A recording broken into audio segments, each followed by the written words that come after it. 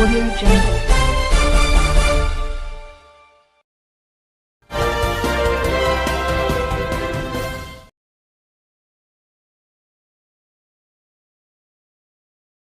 तो जो आम लोग हैं, जो आम जनता हैं, जो रोज आपको फेस करते हैं, उनके दिमाग में यह बिठा दिया गया है कि सरकारी बैंक का आदमी काम नहीं करता है। यह बात उनके मन में बिठा दी गई है।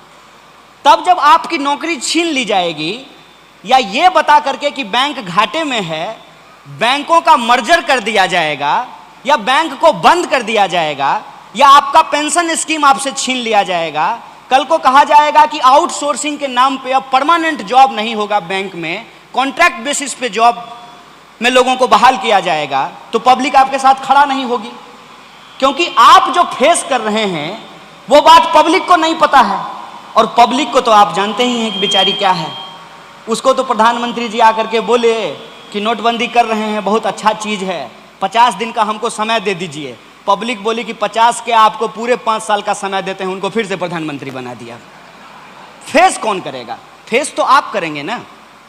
ये एक नीतिगत सवाल है, ये एक पॉलिसी लेवल क्वेश्चन है, और जब आप इस पॉलिसी लेवल क्वेश्चन को रेज करेंगे तो सबसे पहला बात आपके सामने जो थ्रो किया जाएगा वो ये कि आप बैंक कर्मी हैं, आप राजनीतिक बात क्यों कर रहे हैं।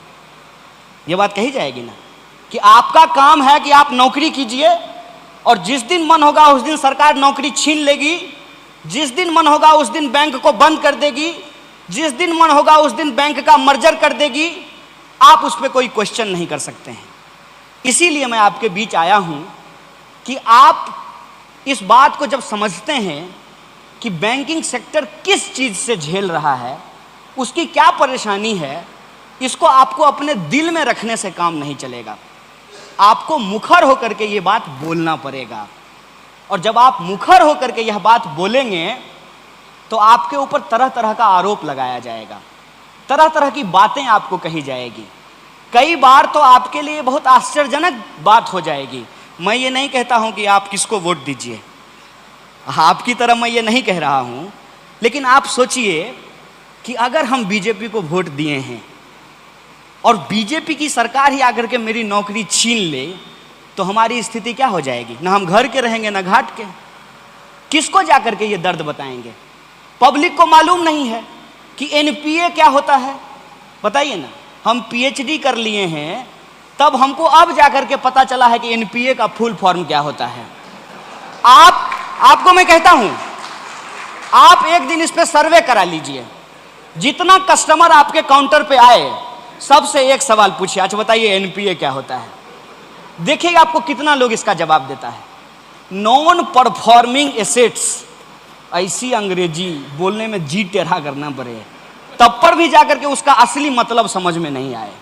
और गूगल पे जाकर के problems of banking sector in India जब आप टाइप करेंगे तो जो आर्टिकल सबसे ऊपर आएगा इकोनॉमिक टाइम्स का, उसमें 9 कारण दिखाए गए हैं, और उसमें पहला कारण क्या बताया गया है? पहला कारण ये बताया गया है कि रूरल एरियाज के जो ब्रांचेज हैं वो ठीक से परफॉर्म नहीं कर रहे हैं, इस वजह से बैंकिंग सेक्टर को घाटा हो रहा है।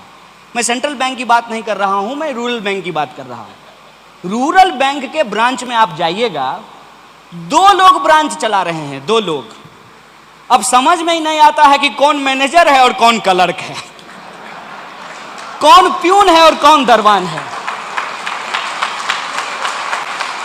हमारा कुछ साथी रूरल बैंक में मैनेजर हुआ, तो इधर हम फोन किए, क्या हालचाल है? सब बढ़िया है, सब ठीक है। और नौकरी? बोला छोड़ दिए। बोले काहे भाई? नौकरी मिलना तो भगवान मिलने जैसा है। आपको याद है जब आपकी बैंक में नौकरी लगी थी तब मिठाई बटा होगा, पूजा दिए होंगे, मजार पे चादर चढ़ाए होंगे? नहीं, नौकरी मिलना थोड़ा मतलब मामूली चीज है। जैसे लड़का अगर खोजा जाए तो गर्व से कहा जाता है कि लड़का पीओ है। अब पीओ साहब का हालत जाकर के रात को देखिएगा 8 बजे,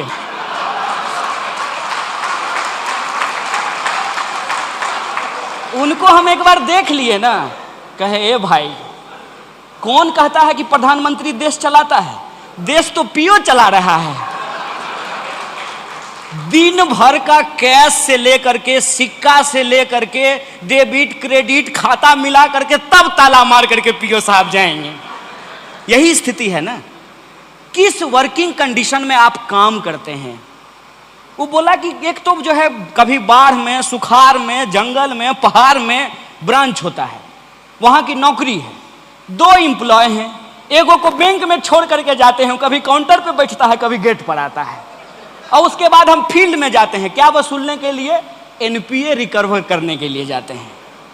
एनपीए की सच्चाई क्या है? बैंक का जो एनपीए है, दूसरा कारण उसमें बताया गया है कि रिफंड नहीं होता है।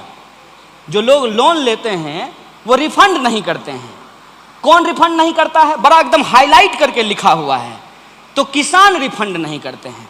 अब आप बताइए, आप सब बैंक कर्मी हैं, ईमानदारी से बताइए, बैंक का पैसा सबसे ज्यादा कौन चुराता है? किसान चुराता है?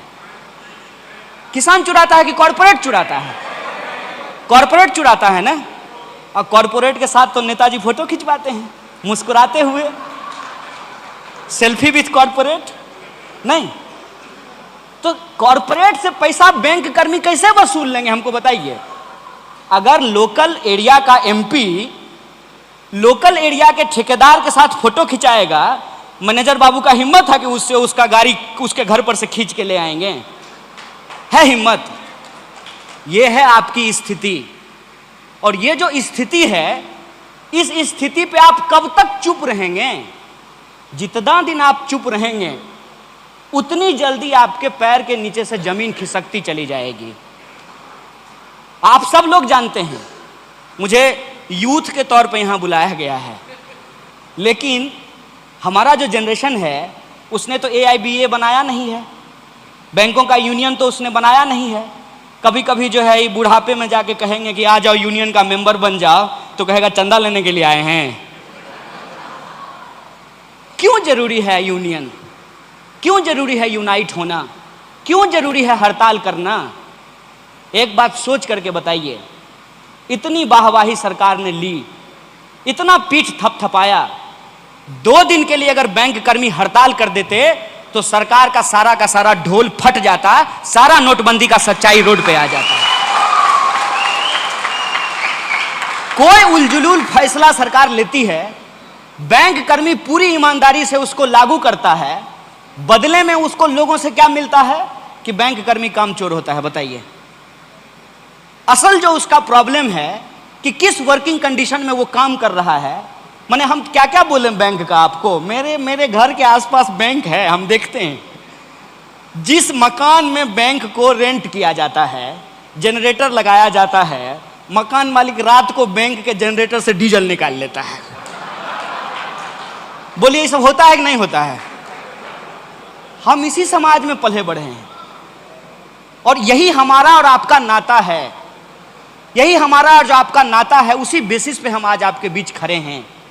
और यह जो सच्चाई है, इस सच्चाई को जब आप जानते हैं, हम जानते हैं, तो मैं समझता हूं कि आपको और हमको अलग अलग होने की जरूरत नहीं है।